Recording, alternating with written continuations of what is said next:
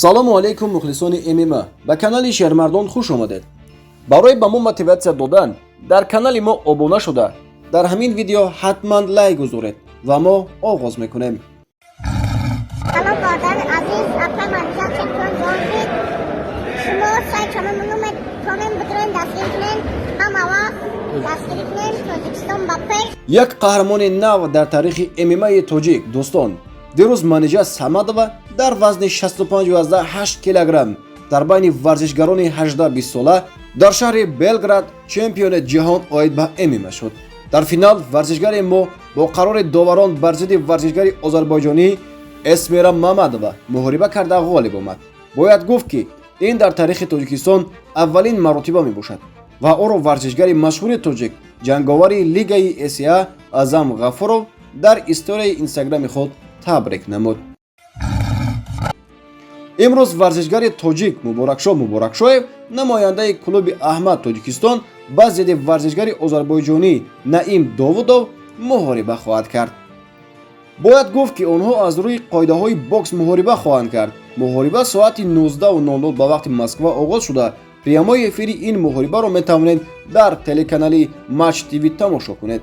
агар ёфтанаш барои шумо душвор бошад, пас дар зери комментарии ҳамин видео силкаи телеграм канали мо ҳаст.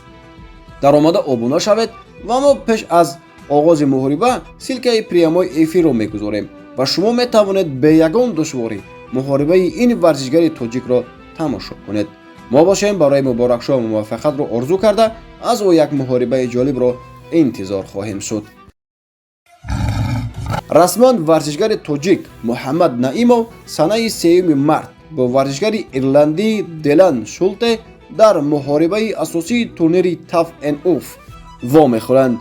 муҳориба дар шаҳри Лас-Вегаси Амрико барпо мешавад. дар видеоҳои навбатӣ мо маълумоти бештар дар бораи ин ду варзишгар пешниҳод хоҳем кард.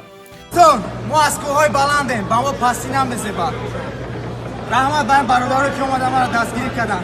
Let's go درش میریم бо баъзе хабарҳо ки ба мо расид, Шараф Давлатмуродов муҳорибаи навбатии худро 10 март дар турнири Bellator 292 мегузаронад. ҳоло маълумот дар бораи ҳарифи наваш нест. ба наздикии оиди ҳарифаш ба шумо хабар хоҳем дод. шумо бозгашти Шерханро интизор будед? агар ҳо, ҳатман дар ҳамин видео лайк гузоред. қаҳрамони феълии UFC дар вазни сабук Ислом Махачев бар ин назар аст ки рақиби ахираш Александр Волкановский ва ҳамзали австралиягиаш ДН Хукер ки ӯро бидуни далел ба поймоли қоидаҳои зидди допингӣ муттаҳам карданд, бояд барои туҳмати ноҳақи худ ҷавоб диҳанд.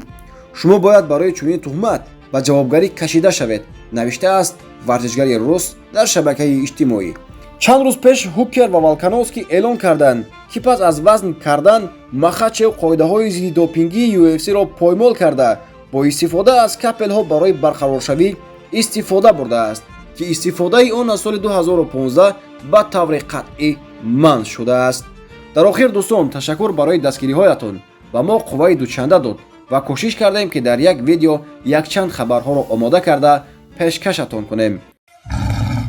дӯстони азиз, моҳи шарифи Рамазон наздик аст ва мо бояд либосҳои муносибро ба бар кунем. барои шумо ин либосҳое ки сифаташон бисёр хуб ва олӣ аст тавсия медиҳем. барои заказ кардан дар ватсапи дар рӯи экран бода худи ҳозир нависед. ин буд видеои омода намудаи мо аз ҷаҳони ММА.